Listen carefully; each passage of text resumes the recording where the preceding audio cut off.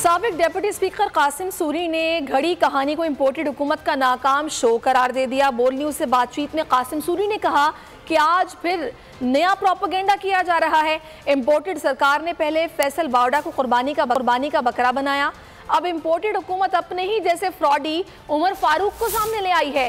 ये खुद नॉर्वे से निकाला गया इंटरपोल को मतलूब है। कासिम सूरी का कहना था कि हुकूमत इमरान खान को गोलियां तो मार सकती है लेकिन उससे बदयानत साबित नहीं कर सकती। पूरी कौम को पता है कि इमरान खान एक ईमानदार, निडर और सच्चा लीडर है।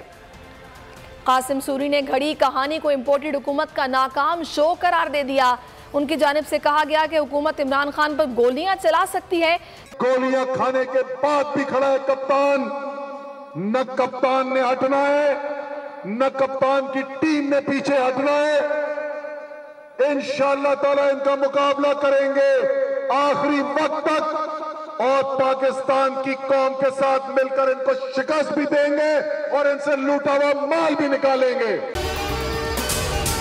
अगर आपको ये वीडियो पसंद आई है तो हमारे चैनल को सब्सक्राइब कीजिए और बेल आइकन पर क्लिक कीजिए। कप्तान का हकीकी आजादी मार्च, बोल न्यूज की खुसूसी कवरेज। ये एक फैमिली मार्च है। हकीकी आजादी मार्च जो है जीटी रोड पर रवां दवा है। बोलने की हक और सच की बात। इमरान खान के कंटेनर के करीब फायरिंग का वाकया पेश आया, फायरिंग से जख्मी, अस्पताल मुंतकिल। कातिलाना हमले से किया पर्दा चाक, बोल हमेशा बना आवाम की आवाज। को वेलकम देगा आजादी मार्च के लिए बहुत अच्छी कवरेज की है। ये मार्च की तो जबरदस्त कवरेज। सब्सक्राइब करें और बेल दबाएं ताकि कोई खबर रह न जाए।